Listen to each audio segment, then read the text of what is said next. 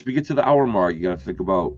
Yeah, Okay. winding it up. Yes, sir. All right, so hello, ladies and gentlemen. Here I am, Quarternaski Yankee T News. Hello, My everybody. sidekick, Jason Douglas. Jason Douglas.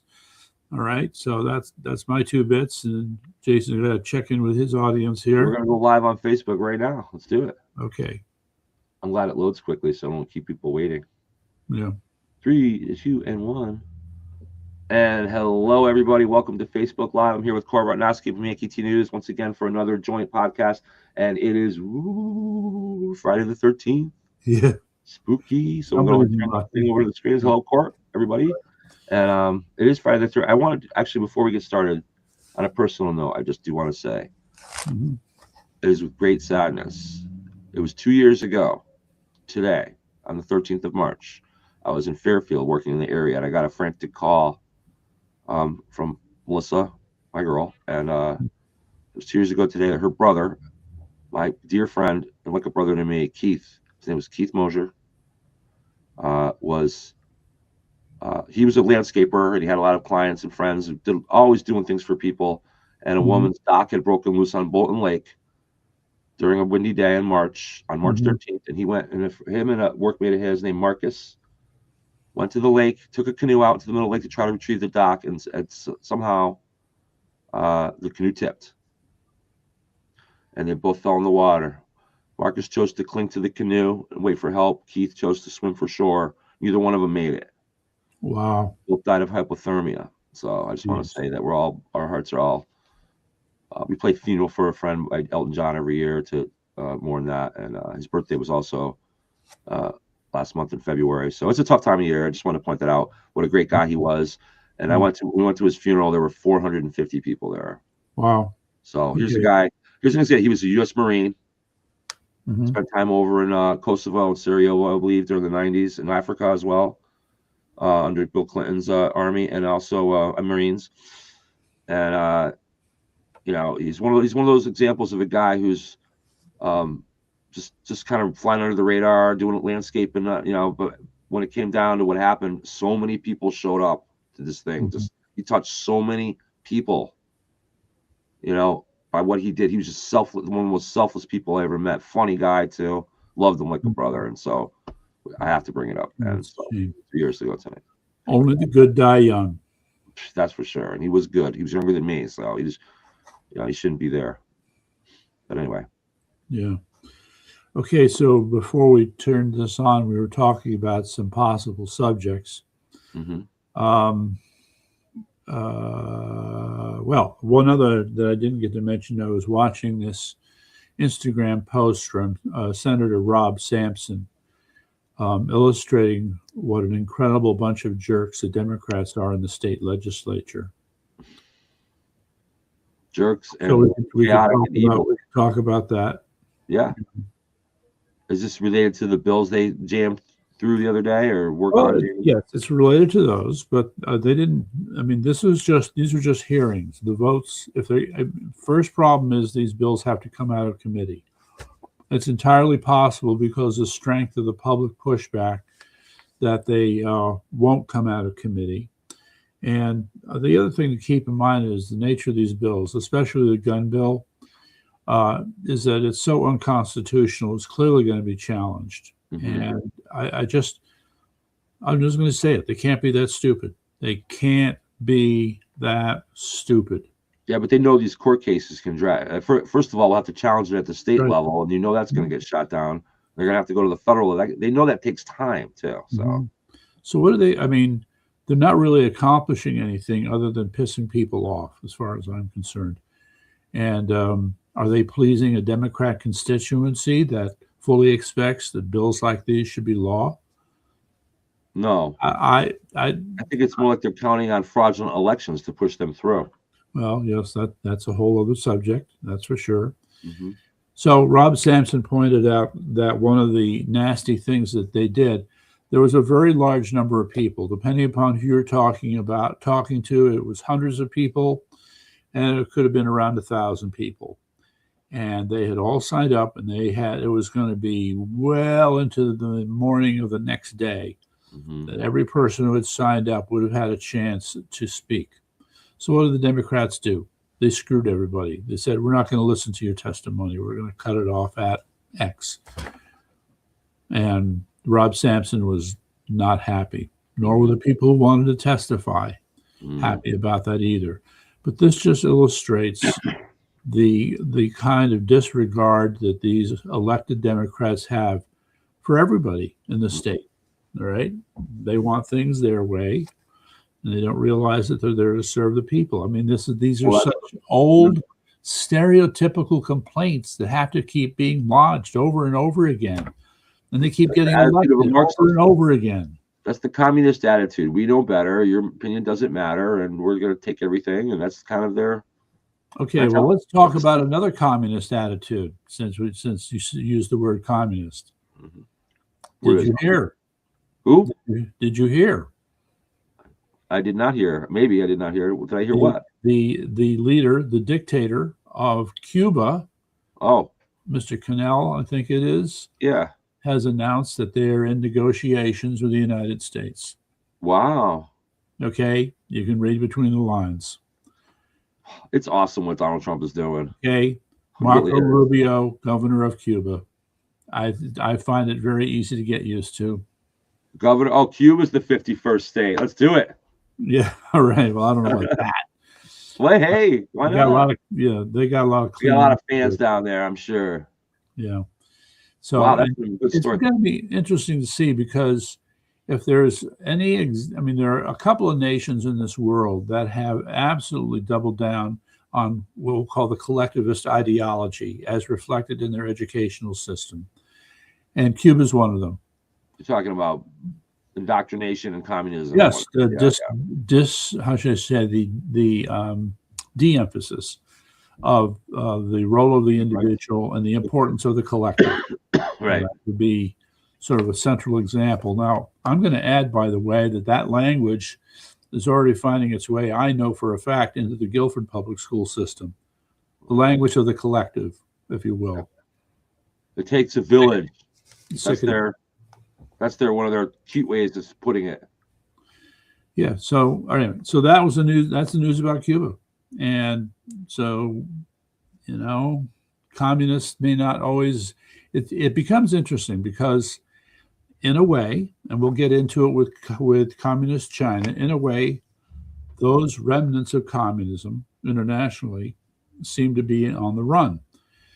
But we have these islands of resistance, if you will. And in our own country, we have little pockets of it where it's growing. Well, in America, we have islands of resistance. Mm-hmm. And certainly New England qualifies, and I call Connecticut a stand-up, supermajority. So, now that Trump has started this, has unmasked this and started this fight, we have to finish it. We can't back off. No question. No question. That said, let's deal with the question I wanted to raise earlier about Steve Bannon's confusion. Okay, but real quick before we shift to that. Yeah. I think there's an important point that people should understand, that when it comes to this ideology of the collective versus the individual, it's not really a mutually exclusive battle in that situation. Sure. My point is, on the right, we understand the value. There's no doubt, teamwork is a good thing. It's good to work together. And so conservatives are not against working together and being a team. Mm-hmm. We just think that the individual must not lose its stature amongst those arrangements. Mm-hmm. That's the difference. So don't let them paint us as people that don't believe, because that's a selling point they can put. Well, it's more important to work together. It takes a village. If we don't work together, how are we going to do this? And so that's easy for people to buy into that argument. And the truth of the matter is, it is good to work together. If we don't do things collectively, we won't ever accomplish anything. How do you think the Brooklyn Bridge was built? How do you think the Hoover Dam was built? How do you think, working together is good thing? Being a team is good thing. It's just not as important ultimately as the individual freedom. That's the distinction that needs to be made. Anyway. All right. Well, the way I want to set that up is that individualism is also all about developing individual character and, with that, leadership skills. Okay. The concept of a collective is more about consensus building. And that is not always the answer. No, but it's okay to agree on things too. Like we should, in other words, I'll give you an example. Even though we have different opinions on the right about the war in Iran, we should all at least collectively agree that we have to support our country in this fight, even if we don't like some of the way things are going, or if things aren't going perfectly, we're losing people or whatever. We must stick together collectively on that ideology. Okay, rather than political organization, which you're focusing on, this issue turns on social organization. Okay. All right, the notion that you have a community and everybody is in perfect conformity with each other about things that should be done. Mm-hmm. For what it's worth, I've mentioned him before, Mortimer Adler. Does that name mean anything to you?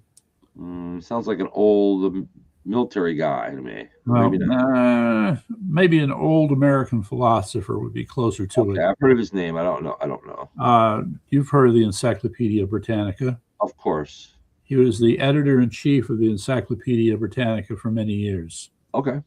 Imagine that job. Okay. You have to be the guy sitting there working with the people, organizing what constitutes the accepted body of knowledge for Western civilization through an encyclopedia set. An all pre-internet age. Yeah, that's right. Yeah. That's right. And so somebody once asked him about the difference between the East and the West. And he said, well, I've learned it comes down to this: justice versus harmony. The West is much more concerned with justice, and the East is much more concerned with harmony. And you can see how harmony is a collectivist ideal, right? Whereas justice, it comes down to the individual, making sure that as in the law, like to say, the individual is made whole. And the family, though, it's the family and the individual, really. We should include that. Because, again, this is a theme for me, and it's true.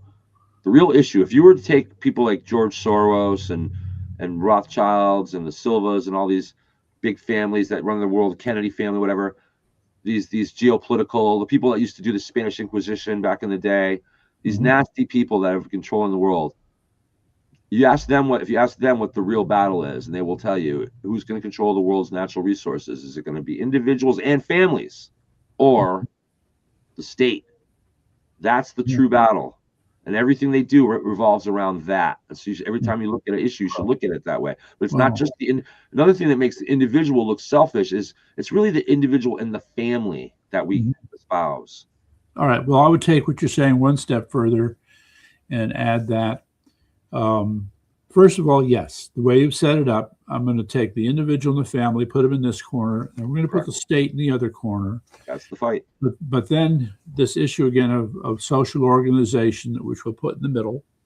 And social organization is going to either tilt towards the individual and the family, or it's going to tilt towards the state. And right. That's the battle that just goes on endlessly. And charity is a good example of that. When you are down and out and you don't need help and you don't have family and friends to help you, who's going to turn to? Are you going to turn to charity? And is that charity, that social situation, going to be controlled by individuals and families like it did mostly in the 19th century, in the early 20th century? Or is those quote unquote charities going to be controlled by the state where they can manipulate it to get votes and get their ideology? Okay, so I feel like I'm in an area where it's really hard for me to really, I'm going to say it, to articulate this to my satisfaction.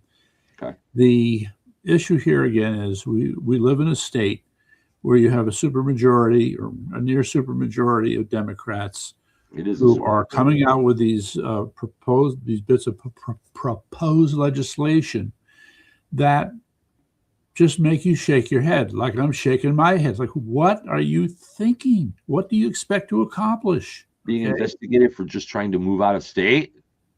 For one. If you have children? And the stuff with having to register gun parts, that's, to me, wow.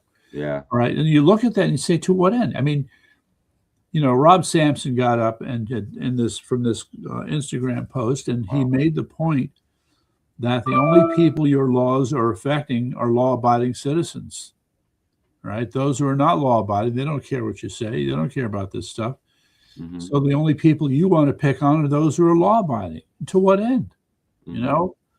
And I mean, one point that probably needs to be added here is for any one of these proposals that they make, and they expect there to be corresponding statutory language that will be implemented 6 months from now. All right, what do you expect to accomplish? I mean, have you used any standard, any metric, anything that says if we do this, Connecticut will be a better state, will be safer, will be richer, will be this, will be that? Have they done any of that thinking to do this? Not as far as I can tell. It's just No, because they're not interested in economic growth for the people. They're interested in pilfering as much money for themselves as they can. It's truly an evil organization. In that regard, it doesn't matter what bills they pass. They just want to sit there and pretend they're doing things. And, for some of the stupid legislation they're putting out there, you can make that argument. What you're saying is our state government has gone completely rogue in terms of the interest of the common person. Oh, that's a quote. I would like to chisel that into stone, please, and put your name next to it. Okay. Yeah. We have a state legislature that has gone rogue. Gone rogue in terms of we the people, being for the people, of the people, not the people. Yeah, at all. Forget it. At all. Okay, so all the more reason that all those people there went, and all the more reason this work is not done. And I don't know, there's just, okay, let me just stop a little bit here for a minute, all right? I think, I don't know if it's Eric or Alan is watching at the moment, but on my side, I've got one person, okay? So I don't know if you've got anybody watching. We have some people watching. How many? I don't know if it would show. We have Sandra Maria watching. Oh, okay, Sandra. So you got two. All right. I mean, I think that there's more, but I think it just features certain people. It tells me. It's called tell your friends, give them more to watch. But okay, but then we're getting probably into the into the 1 and 200s on these, and after the fact. Really? Well, yeah, somebody was. We're going to grow. We stand out here at Common Sense News and Entertainment. Don't doubt it. Yeah. We're just working on this infrastructure part of it, but the content. Look out, baby. Mm-hmm. Okay. So that said, all right. I'm wrestling with two things here: content and the audience. All right, couldn't be more fundamental. And one begets the other. No, I'd say we got to worry about the content regardless of the audience. So I do my homework, you do your homework, and we hope we have something of value here to say. And we're just getting warmed up, ladies and gentlemen. We are. You better believe that. Tell us about Steve Bannon. All right. So anyway, let me just to finish my point. I'm trying to figure out or work throughout my mind, at least, the different things related to content having more to do with what we'll call the technology, this stupid platform, and broadening the reach. Okay. And in that respect, we hope to see the audience expand. That would be great. But then there are other things that can be done. And this is where I'm not very good, and I've got to understand this stuff. So I've got that off my chest. That's one of my many assignments. Okay. So there's poor Steve Bannon in a 5-minute clip complaining about why it is that 1.5 million gallons of oil destined for China got through the Strait of Hormuz with no trouble. Okay. And by the way, and this is where this is the little clue where people should go, now, wait a second, plus a certain amount of oil that's going from Venezuela to China. Yes. Okay. Where'd my audience go? I'm back. All right. A guest star is coming. That's why. Guest star? We have a guest star. What guest star? Cat. Go ahead. We're listening, though. We're paying attention. Go ahead. Tell us about Steve. Yeah. Okay. First of all, I heard Trump say that we're helping out China with this too, by securing this bay. There's a level at which what we're doing ends up inadvertently being in the interest of China. Okay. But here's the bigger deal. So get ready to get to the main point. All these things that have happened with Venezuela and now with Iran.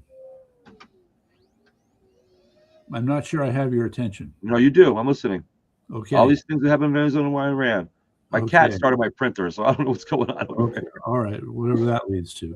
Okay, go ahead. All right. So why would he allow these things to happen?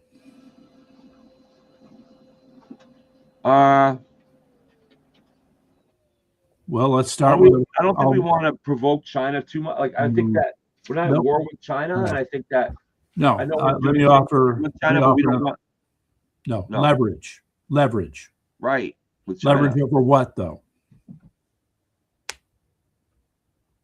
for leverage with China Over what with China? over trade, over You're getting warm. Keep going. economics, over the country as a whole. I mean, over gives us leverage Rare over China. Tell me what you mean. metals. Over what? Rare earth Oh, metals. rare earth metals. Okay. Good point. That's the one thing that China's been hanging over our head, threatening to cut it off, create all kinds of chaos for other economies, because they not only do they mine a lot of rare earth metals, they process it too. They have a big lead in that area. Sorry? They have a big lead in that area. Yes. Okay. So here's the thing. Message to Xi. You keep supplying us with the rare earth minerals, and we'll allow the oil to go through. Mm-hmm. Because if he did not, okay, then we're talking about at least 20% of China's oil supply being cut off. Mm-hmm. Okay. Significant. Yeah. You know, how would you do with a 20% reduction in your calories every day? Actually, I'd probably do okay, but it's a different subject. China would be a little bit different. A little in that belly, maybe. Okay. But that's a good point. And I again, we're not at war with the world here. That is a very important causeway for world trade and world oil consumption, not just Iran and not just the Middle East. So I think that we're not at war with the world, and I think it makes sense to. Okay, we're not at war with China either. So we continue to allow this to happen. Now that said, we also know that the major outlets for oil, such as with Saudi Arabia and the Emirates and others who are outside of the Strait of Hormuz, can adapt and adjust. They can increase their pump rate, etc., to compensate for losses in the Strait of Hormuz. However, and this gets complicated. We have to get in the weeds here. We have the time. We're going to do it. Karg Island. Remember Karg Island? No. Okay. So if you were to look on a map, here, I'm going to see if I can get away with this. Yeah, I'm going to try it this way. Okay. So we call this Iran. Okay, this is the Straits of Hormuz. Mm-hmm. Along the southwest coast of Iran. Okay, I'm going to color it. The only coastal area of Iran, I believe, right? Oh no, the black geography here. Okay, so that's going to be Iran. There's the Straits of Hormuz. My goodness, we need a video producer. Okay, I see it. For the those members of the audience, although I'm pretty sure these guys are pretty familiar. Karg. Where is it? Come on. You're a video producer. Give us a call. There you go, Karg. Well, that's just it. I don't have my gray-haired senior executive producer here to help me. He is otherwise occupied, and as he needs to be. So no complaints from me. Okay, so Karg Island is a major oil terminal for Iran. Okay. Not anymore. We blew it up today? Yep. Telling you, not going to last that long, my man. Okay, so this raises a point that needs to be emphasized. We've looked at this and we asked ourselves, well, what took so long? This is day 14 or 15 of the conflict. We don't want to destroy as much of their infrastructure. We don't want to really, we don't want to destroy too much for the people. That's why I think we're hesitating on but the terminals on Karg Island are for international shipments. Okay, the Israelis, the stupid Israelis, were destroying domestic oil infrastructure. Okay, when they went after those oil depots. I don't know if they've learned their lesson yet, but I don't know. I wonder if our military or the White House or the State Department is in any kind of secret negotiation with any kind of organization within Iran at this point. Bet on it. Yeah. Okay. We've long had what they call back channels. Okay. Oman has served as a back channel. So whoever it is, the president or the foreign minister, of Oman for the longest time in negotiations would be a go-between between the Americans and the Iranians. I think at some point further back in time, the Swiss might have been, but yes, no, this is, to me, I this don't mean is the mullahs. standard. I mean some organization within Iran that's going to help fix this thing. I'm not talking about negotiating with the mullahs, although that's probably going on. I'm talking negotiating with some type of group of advocacy for the Iranian people or whatever. That's out there. So, there's some of that going on, some of that foundational stuff going on now. Isn't it We're not fun? going to win the war militarily. I mean, so isn't it fun to speculate on things that are above our pay grade? Yeah. Well, those are, important things. Yes, I have no doubt. Yes, and I mean, in our efforts to construct a realistic picture of what we think is happening, of course, that would be one of the questions that you'd want to ask. Okay, so let's deal with one. As you're probably aware, it was some security officer of the Iranian government who was out on the street with the people marching. It was what they call Quds Day, Quds, Quds Day. End of Ramadan, I believe, or close to it. Well, no, well, Quds is in reference to the Quds Force in Iran. Gotcha. Okay. I don't know if it's. I have to check it. It's like a security force, I guess. So they.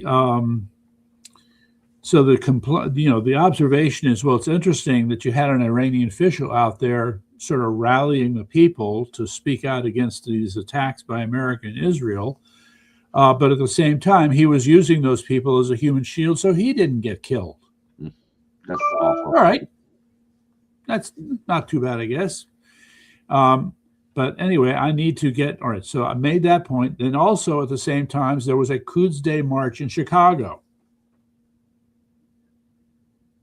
Okay. Great. All right. So so no surprise, right? Pritzker belongs in jail. They're trying to gin up as much political support as they can get, right, to put pressure on President Trump and others. This is to be expected. So for what it's worth, there was a clip of this Quds Day march in Chicago. I would say at best there was 150 people there, at best, based upon what the video showed. But they're trying. That's something. Okay. People are a little gun shy, literally gun shy over there in Iran right now. Okay. And so meantime, there are these other news announcements that just seem kind of belated. I don't understand why there's this attitude of like, hey, this is important news. It's 3 days old, 4 days old. Why are you repeating it now as if it's new? This makes no sense to me. So we'll let that one go for now. Media manipulation is real. Yeah. So where's the other hot item here? Well, in light of everything that we're talking about with the threat that we do face domestic threat. We have a political party that we talked about in Connecticut that is just completely chaotic. And then around the nation, we have Democrats that are refusing to fund DHS, even though we're facing possible domestic terrorism. So these people are traitors. And so given what the situation that we have, and I'm going to say this on a note to we for the last year and a half now almost have been trying to motivate people in Connecticut to come out and get involved. And it's been painstaking. Some have come forward and things are getting better. However, it's a trickle. And let me just say this. I disagree. Okay, go ahead. What happened in the Capitol building? A lot of people showed up for that. And I must say kudos on that. Okay. How many people were there? All right. Now, depending upon who you're, I think on the low side, it was probably 300. And on the high side, it might have been 1,000. Somewhere in that range. You got to recognize this is over a long period of time, and there are people coming and going. So we've been a peak crowd, then it dwindled. During the workday, too. So that's commendable. Let's have another one on a Saturday. Oh, yeah. Well, all right. So, but I want to add to this, and this is where I feel like, okay, great. Court can sit here and make all the noise he wants, beat the table and talk about things that we're supposed to be doing. Well, meantime, there are some other people who are doing things and they're being more effective about it than I am. Okay. And so a salute Absolutely. to Kate Prokop and CT Ram. Okay. So I think she's an example of a person who's really been effective at getting people out, getting a reaction, getting people focused. All right. So she gets credit for it.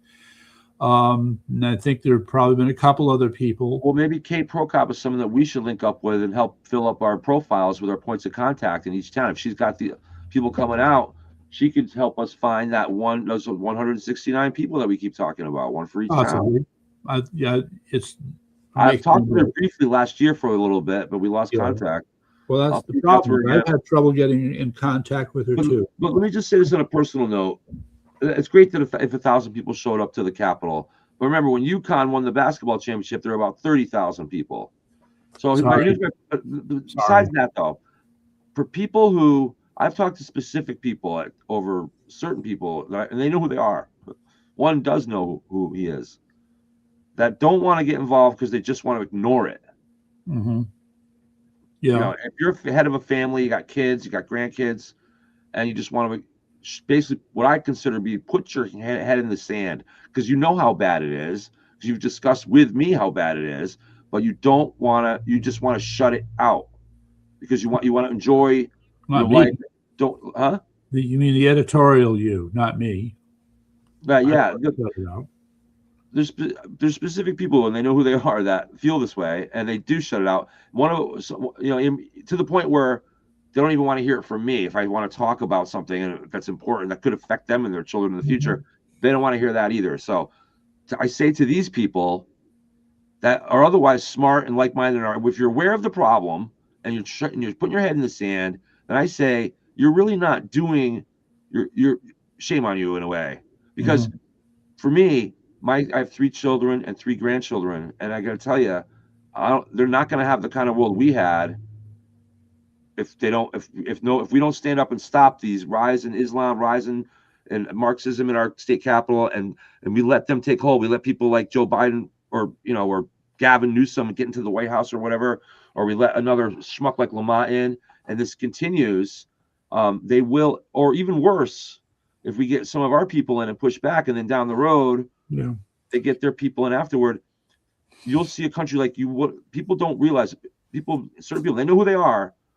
Shame on you because you want to protect your children. You want to protect your descendants. You're doing half the job by keeping your house safe or doing a job, whatever. You're not doing the whole job at this point. All right. Well, I come back again. I mean, this is a point we've gone over many times, and we're coming back again to the fact that the work needs to, let me put it this way. When I complain about doing grassroots organizing, that includes education and communication at the very least, but it also requires the creation of what I'll call institutions and organizations, for lack of a better term, that have money, okay, and have staff and have leadership to keep working it.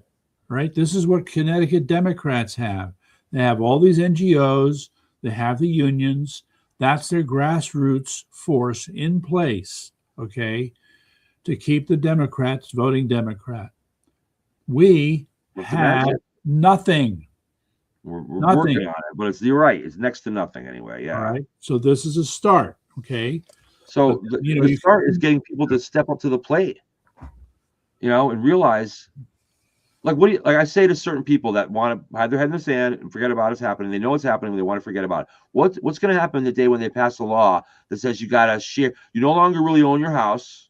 Yeah. And you got to share it with others that we decide that we want to bring in a house to live with you. What are you going to do then? Then you're going to be ready to step up to the plate. But guess what? It'll be too late. Hey, it's you, Alan, watching. There he goes again, bringing up the Third Amendment. Boy, you see, I'm telling you, that Third Amendment has some staying power to it. It really does. You can bring up the Second Amendment, but yet we have, registering gun parts coming up, and we have all these crazy laws that prevent us from having weapons. So you think they care any more about the Third Amendment than they do about the Second? Then you're seeing the world through rose-colored glasses, my friend. No, people have no idea what the Third Amendment is. Okay, it's drawn in court. It's the no quarter. Okay, do you know what the Third Amendment is? I'm pretty sure it's the one. About not allowing your home as your sanctity. You can't be soldiered or quartered in your home, right? Right, exactly. The Quartering Acts of 1774 brought that on. Where they suddenly told colonists they had to house British soldiers at their discretion. And by the way, there were rapes and home invasions that went on along with those Quartering Acts. Yes, right. Sure. So those of you, again, who have children and you don't want anything to do with this, wake up. Mm-hmm. At least make sure you go out and vote. I mean, I know people that don't even want to, at the very least. No, it's all right. Let me another example here. There's a woman, I wish I could remember her name. She was in Beacon Falls, Connecticut. She used to work as a spreadsheet analyst for IBM long ago.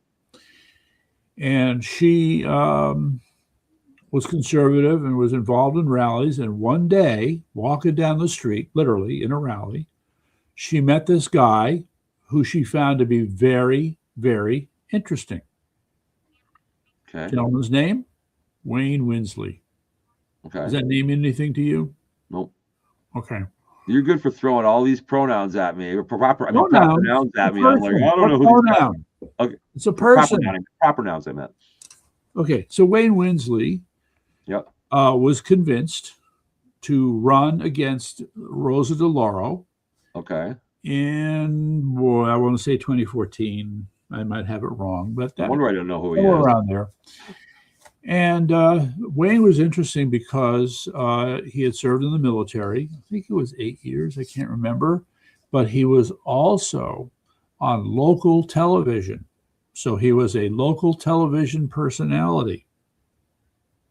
Okay. Right? And you'd look at that and say, well, very local, because I don't remember him. Oh, well, he was local to New Haven. Okay, like Channel 8 or so he would have had presumably some pulling power because he was well known and familiar to people. Sure. But nope. Sorry. Okay. Rose got it rigged down in New Haven. Well, at the end of the day, I think we could be looking at that, but oh God, why'd you do that? What? Get you depressed with the rigged elections? I know, it's depressing. It really is. All right. That's why it's so important. That's why we talked about the Third Amendment. We talked about the Second Amendment. Let's cut down and talk for a minute, just a minute or two, about the First Amendment.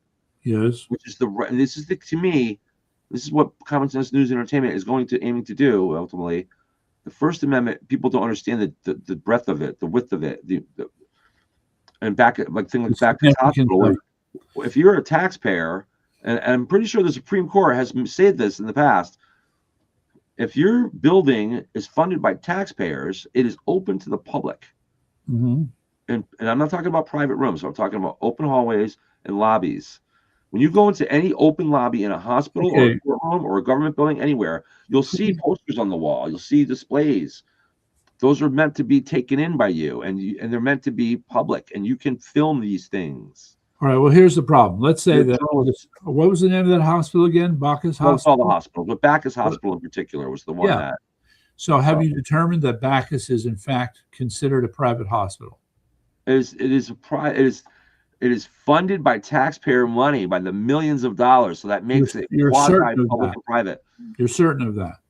I'm certain of that. I'm 100% certain of that. They get millions of dollars in tax exemptions and in tax rebates to run that hospital. Millions. And they have a lobby. Again, they have a lobby that's open to the public, a parking lot that's open to the public. Yeah. Hallways and open spaces are open to the public, and those ought to be open to public scrutiny. Again, there are videotapes and audio tape cameras all inside of the building. So when you're walking through a hospital lobby, you're being videotaped by them. You sure as shit you are. No, okay. Okay, so and you're paying for that. That's your building. And no filming beyond this point. Yeah, I detect a little hypocrisy there. Correct. And if you want you can't film in the private doctor's examinations room, or even if you go into the radiology department, there's a little glass thing and there's people in the lobby there, you can film, but you can't go behind the glass partition. I get that. Yeah. Okay. This is a fundamental thing. I think most people, when I talk to people on our side, even like, well, I don't know, it's private, people don't want to hear it really. It's a tough uphill battle, but it's one I intend on taking. All right. Well, because we want a society where you can't openly, the Supreme Court has already said that you can film whatever your eyes can see in a public setting. Mm-hmm. And a hospital lobby is a public setting. And especially a courtroom. Forget it. If you go to like a family court in Hartford, there's another place I went and filmed a short couple weeks Okay, ago. so we have a little dilemma here, and that is, how many hours do you have in the day? That's the dilemma. 24. That's it. Yeah. I heard there's some legislation coming out, good legislation coming out in Hartford, where they want to increase the day to 30 hours a day. Oh, really? Yeah, Wow. pretty cool. They're gonna like slow the rotation all of for a little that. bit and be great. Yeah. Only I'd vote for Democrats that can one. come up with that. That's right. But yeah, time is constraints are a problem. You know, as Sure. people know, I'm a private detective. I have Mhm. I'm starting a news organization. There's a lot to do, and you can't do it all, and that's what it frustrates me sometimes. But we are building a team, and it involves again people getting involved. And the third Mhm. thing is we're trying to help flip the Connecticut red. I mean, flip it to common sense, really. I haven't said when I first started this, we talked a lot about flipping red, flipping red. Flipping red is really just the answer to common sense. What we need is common sense Mhm. and respecting people's rights is what we need in Connecticut. So Yeah, believe me, the list of problems is quite long. But just for the moment, let me go back to Steve Bannon, oil, and rare earth metals. yes, sir. Okay. So in March, no, it's either the end of March or the beginning of April, President Trump is supposed to pay Xi a visit in China.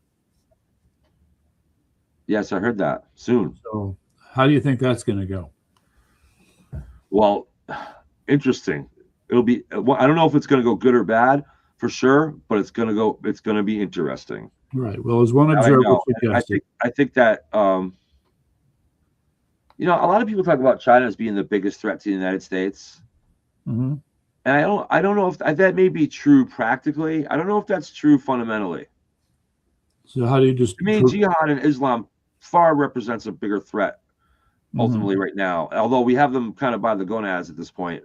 We have a Well, lot of problems within our country with it. That to me is a bigger. Now people say, well, they'll argue back with me and say, well, no, China in the long run though, they're the biggest threat. I mhm. think the Chinese remind me of a. I think they're a society that we could coexist with. I think at some point. I think even though China is a communist country, there's a lot of capitalism and enterprise that goes on in this communist country, and the Chinese are interested in wealth, and I think the Chinese people are generally interested in a lot of the same things America is. I don't think the Chinese people, the Chinese government necessarily have a goal to destroy America. They may be doing things like putting air balloons over our country and doing things to, you Wait know, a that second. Did I hear you right? but they're just trying to, you know, get information or whatever. I don't see them as. I'm not saying they're no threat at all. I just don't see them as a major imminent threat, So, so what are you calling a threat?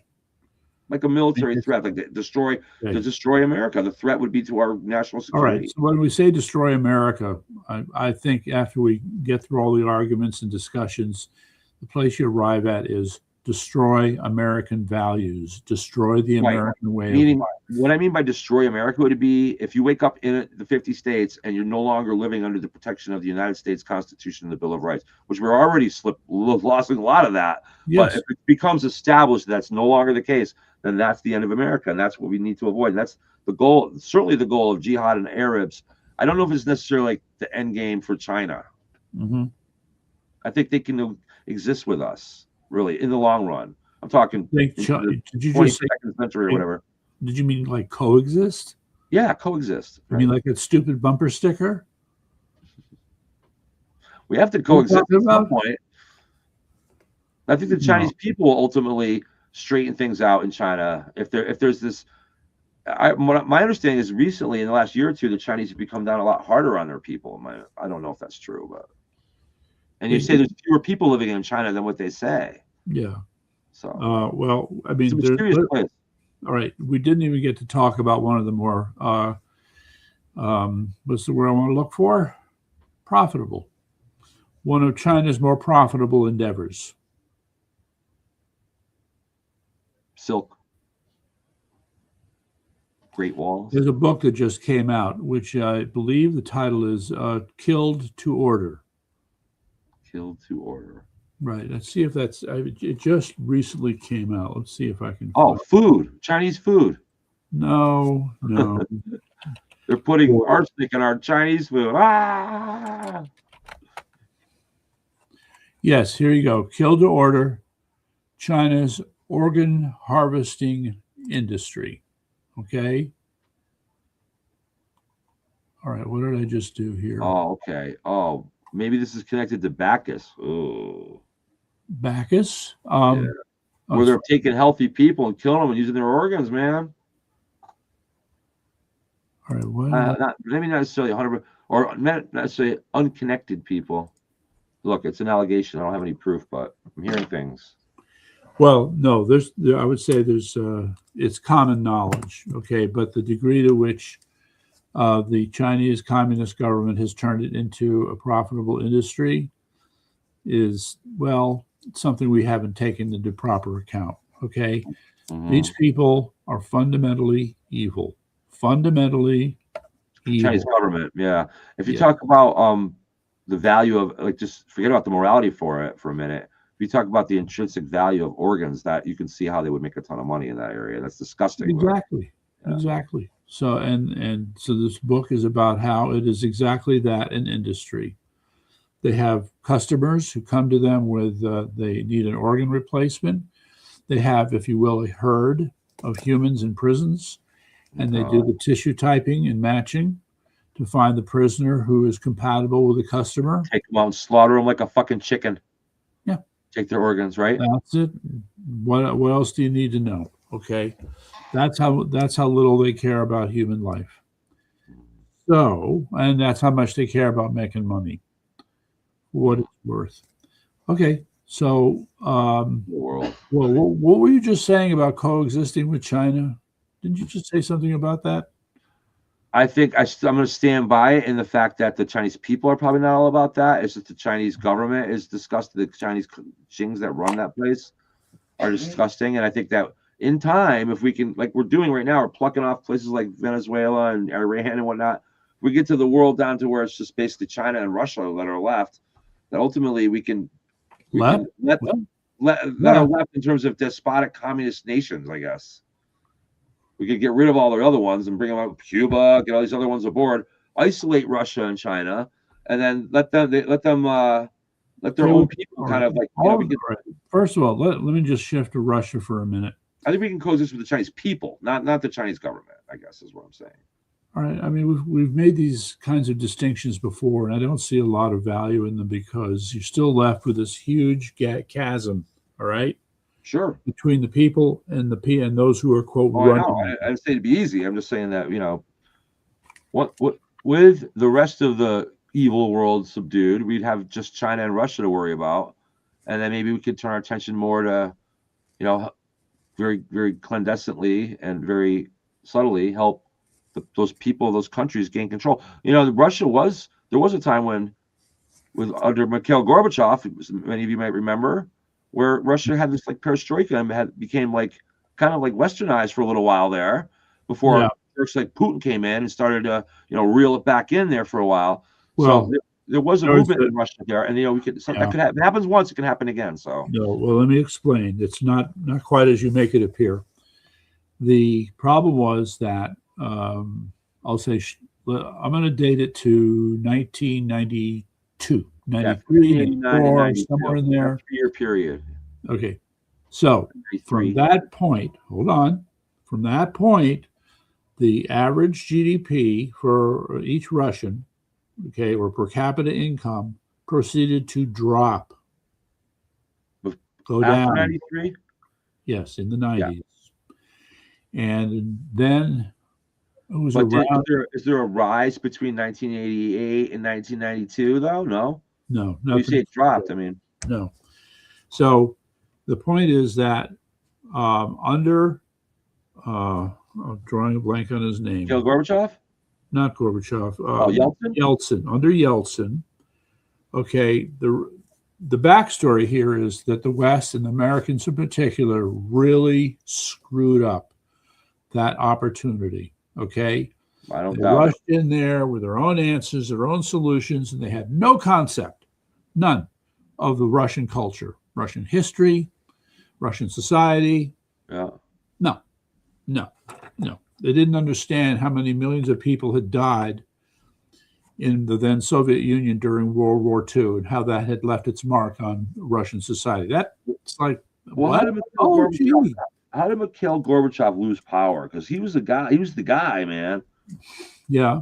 Well, How did he get? I thought he could have kept on going. What happened with? I can't remember how he well, lost I out think the the problem uphill was not so battle. much just him. I would have to go back and check my history, but I'm pretty certain that he, I don't want to put this, the objective was to open up economically to the West. So understand that up until that time, America's foreign policy strategy was the containment, the economic containment of the Soviet Union. Build this border around them and limit what they can do in the rest of the world. Mhm. Okay. So after that policy of containment went away with the collapse of the Soviet Union, mind you, that what was the remnants, if you will, of Soviet organization, now Russian organization, put together something called the CIS. Do you remember the CIS? Yeah, a little bit, yeah. All right. So I think that's the collection of independent states or something like that. So instead of having a group of countries that were bound together politically and economically, now they're going to settle for a group of countries that are just in a voluntary association, okay, of economic working cooperation with each other. That was the CIS. Mm-hmm. And as an interesting footnote, one of the architects for the CIS was Ukraine. However, Ukraine declined to become a member. Well, ain't that interesting? They helped design it, but they didn't want to be a part of it. Interesting. Okay, so that you could almost look at the history of Ukraine and Russia and say that the problems pretty much started there, in fact. Mm-hmm. All right. So, but the point I'm trying to make is that their GDP in Russia had declined to something like $5,000. And so they were a poor country at a certain point. But so Yeltsin, upon his departure, apologized to the Russian people because he had screwed up. All right. The West screwed up and he screwed up in terms of forming a good, tight knit relationship. Yeah, like a constitution versus the Articles of Confederation. Well, no, kind of. I wouldn't even begin to compare the two. No, this was but something tight, but something tighter knit.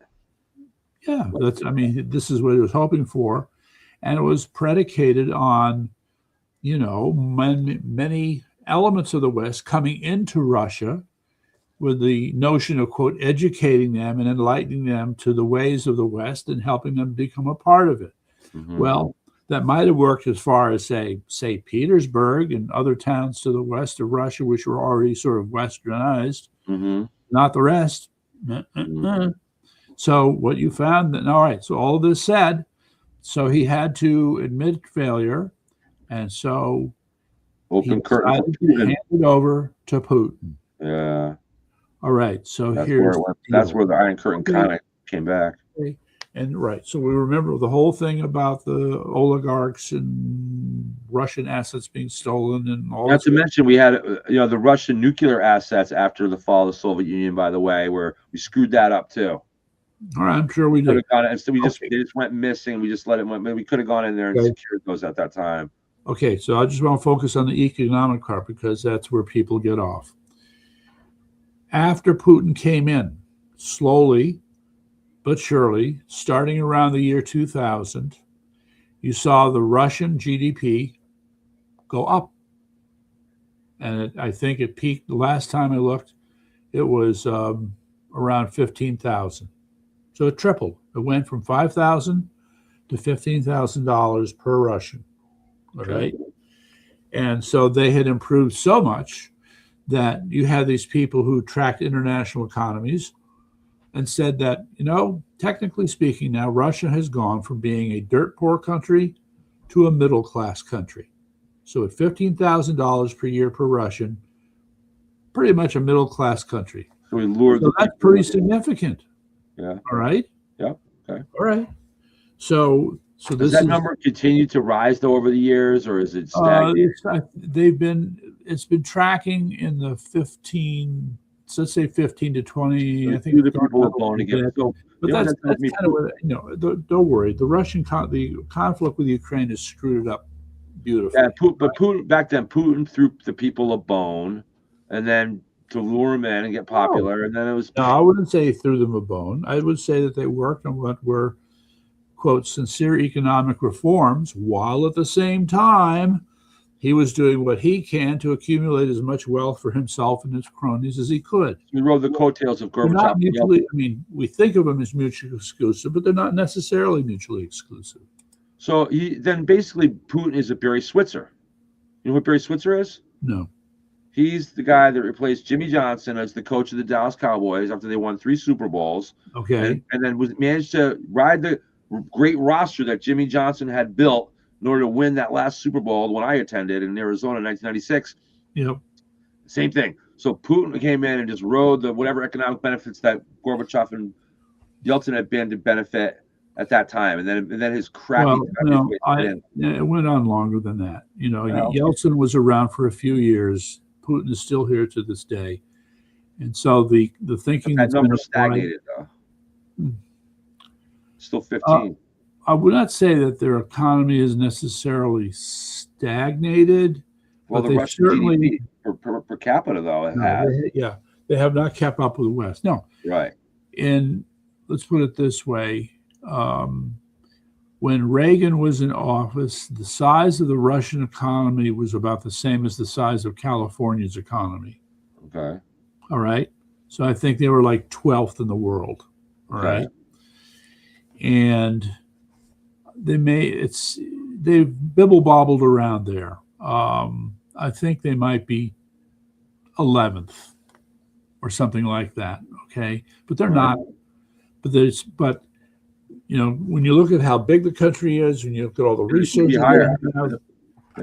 no, they have not. I think that on a per capita, they stagnated after the first few years. You know. Yeah, I'm having trouble with the word stagnate. I mean, just leveled off. Like, no. Are you looking up stagnate in the dictionary? No. Okay. What we don't realize, for example, is that there has been an ongoing steady stream of pipeline deals over the years, reaching into different parts of Western Europe and down in Turkey and these other areas, all emanating from Russia. And then also the deal they struck with China, okay, and the deal they struck with India. So, I mean, take-home messages, they have a hell of a lot of oil, and they have done what would be considered the proper things to commercially exploit those oil reserves and build out all these pipeline deals in the area, right? So you can almost see them as sort of a Russian hegemon. But when you're ranked 12th in the world or 14th in the world, sorry, that's just not good enough if you're going to compare yourself with China. So when you compare them to China, Russia's economy is 10% the size of the Chinese economy. So really, how do you say junior partner in Mandarin? See, if China ever opened up its economy like fully, they would then become a real threat because of their sheer population. But I don't think they are. Even though they opened up. I mean, remember the story I told you about the company called Haemonetics, okay, and how they got screwed. You want me to tell the story again? Yes, we have time for one more story. Oh, thank you. Okay. All right. So this was the plasmapheresis company. Okay. Okay. Yes. All right. And they had to do a $12 million write-off because people stole the little plasma kits that they had. That was stolen and copied, and the Chinese government wouldn't do anything to punish the people who stole their intellectual property. So they just had to throw their hands up and write off $12 million and go home. Okay. And I'm sure that a lot of other small companies, American and otherwise, that went to China suffered similar fates. Right. And so we complain about how they stole our intellectual property from other places, but we have not focused on how they stole intellectual property for companies that they lured into mainland China. Right. There you got a whole other set of problems. Okay. So I think that I'm not suggesting they're our friends by any means. I just think that No, they're not our friends. Not worried about them Will coming be. taking over the country, I guess. All right. So again, so again, Steve Bannon sitting there confused. Why are we playing toesies with Red China? Well, I think I made the point, and I think Steve will figure it out eventually. And going forward, what you're going to find now is that President Trump, all right, I'm going to make the assumption, we conquer Iran. A new domestic government emerges. It's one that is more Western friendly. So we're going to assume for the moment that all of that happens in the next few months. All right. Mm-hmm. That is going to dictate terms on the relationship that the new Iranian government has with Russia and China. Correct. Okay. And that relationship will not be favorable to Russia and China. Presumably, yes. Okay. Less trade, more stringent terms. Okay. No more discounts on oil, as silly as that sounds. So the other thing, though, here's the part you have to keep in mind. I started out by suggesting to you that President Trump was using this as leverage to secure the trade in rare earth minerals. All right. Mm-hmm. But the point is, he can use that as leverage for other things. Their military buildup, their posture towards Taiwan, dismantling those stupid islands they built, which were the craziest idea they ever came up with. Mm-hmm. It goes on. I mean, and also, I just need to add outer space too. What? Outer space as well. Oh, yeah, that's right. And so who knows? I mean, I don't pretend to understand what I'll call the strategic checklist is for what we have to do with respect to China if we're going to, quote, tame China. Mm-hmm. But I'm sure that President Trump has a list. I'm sure. And, getting control of Iran is going to make that list a reality, a big reality. Okay. So that said, now we haven't really talked about the other problem here. And that is the fact that we have a new superpower. Do you know who the new superpower is? Give me a minute. Who's the new superpower? Ukraine. Oh, because of rare earth and minerals. Nope. Because they are the world leader now in drone technology. Interesting. Okay. I don't know if that would make them a superpower necessarily, because I'm sure we're not far behind. Okay. I'm not sure how much you would need to study it, but at some point you begin to realize that this whole area called drone technology is redefining a lot of military conflict. I have no doubt about that. Okay, and it's still an area. Drones are cheap and they wreak havoc. That's right.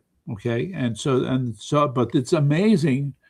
I mean, to me, I've never seen this before. But with the start of this Ukraine-Russian conflict, now the talk was about how, look, this $1,000 drone destroyed this $10 million Russian defense system. There you go. It's cost effectiveness. Yes, and okay. So that said, and I mean, I've talked before about how Russia's economy is really getting hammered, but at the same time, I feel that they have a lot more depth than we realize when it comes to financial resources. Well, for years they were the other world superpower as well, so that's not all been dismantled. Okay, so now I just want to go back to another point I've made before, since the context has been created here. It was in a speech the foreign minister for communist China several months ago mentioned in passing that if Ukraine makes significant progress against Russia, mm-hmm. It's going to hurt China. Yeah, because China and Russia have mutual interest, even though they're not particularly friendly with one another. They still have mutual interest. So again, I can't help but rub it in. Steve Bannon was carrying on about how there's no strategic interest in Ukraine. Get real. Mm-hmm. Guess what? If Ukraine weakens Russia, that weakens China. Mm-hmm. And he's carried on and on about the strategic interest that we have. Red China is the main event. Okay, but if Ukraine has weakened Russia and Russia weakens China, that makes Ukraine part of the strategic narrative. It's all connected, man. The universal mind. Okay, well, this is geopolitics for you. This is what we try to sort this stuff out and try to make sure we understand them. Oh, wait, yes, we understand. That's it. The big picture. The big picture. Yes. Okay. Always bring it to that because, again, it comes down to the state and individual, state versus the individual and family. Well, as a guiding principle for government, yes, and that becomes yet another element here. So let me just quickly look over my list. I want to make sure that I got the. Did you hear about what happened with those air refueling jets, the KC-135s? Nope. Didn't hear about the crash where 6 crewmen died? Oh no, was that today? Yes. No, I didn't or a couple days ago, but oh. So it turns out now that they finally have come out with the truth. How does this happen? It was a midair collision between this K-135 and another K-135. I know that there's more of our people die in wars over the years in friendly fire than you would care to believe. Yeah, the numbers are staggering. Yeah, and then of course the other thing that people are talking about. We talked about troops being deployed in Iran, and this wasn't on my list. But out comes the announcement that somewhere between 2,500 and 5,000 Marines are leaving the area of Japan and working their way to Iran. An expeditionary force. Okay. What are expeditionary forces used for, pray tell? That's right, invasion. Okay, I'm not sure what this looks like, but hey, you know what would make a great staging area for an invasion? Well, Afghanistan? Karg Island. Yeah. You better go check out Karg Island. Look at it on the map. We'll see. We'll see what happens. So imagine America takes control of that island as an area for staging operations, further, quote, invasion of Iran. We'll see. Yes, I just wanted to throw that. Oh, yes, remember, I wanted to rub in al-Biden. Remember Mullah al-Biden? Mm-hmm. You remember my telling you that? Mullah al-Biden? No, tell me about it. Okay. So, dare I be so cynical? What I find in the story that we have about the son of the now dead Mullah, what's his name, Katabi or something? Yeah. He's missing a leg. Yes, missing a leg in a state of coma. Yeah, I heard that. Okay. I love it. So what happens now when you're saying, well, the one that we've announced as our leader is unfortunately wounded and indisposed, and he's in this hospital bed, but he's still our leader. Well, wait a second. Are you telling me that a guy in a coma is in charge of Iran? Is that right? Sometimes. Okay. Well, I'm going to say, where have we heard this before? Joe Biden. Joe Biden. Yeah. That's a good one. That's a good one. I like it. All right. So listen, I want to do a teaser. We're going to do this tomorrow night? Yes. All right. Do a teaser. What's the teaser? We didn't get to it tonight, but we're going to get to it tomorrow night. What's that? Islam. What is it a religion or a cult? And is it protected under the religious freedom given their mantra about killing the rest of us? So we'll talk about that maybe tomorrow night a little bit. Yeah, I think we should do some research on that before we start mouthing off. It's a big, complicated subject. It certainly is, but one worth talking about because we are being slaughtered by people that believe in that religion, that believe we should be killed. We've certainly seen this in the news. I think it's fair if we were in a court of law that opens the door to talk about the legitimacy of such an ideology. Yeah, well, how do you handle it? I mean, it's sensitive. It is. We'll leave that as a teaser. All right. Okay. And on that happy note, it's called good night. Good night to everybody. Good night. God bless Connecticut. God bless America. We're going to sign off on Facebook too because I am starving. All right. So, all right. Everybody tonight, thanks for joining us on Facebook Live here with Court Ranowski on the Common Sense News Entertainment and Yankee T News. Good night, everybody. God bless my crew too. Okay, there you go.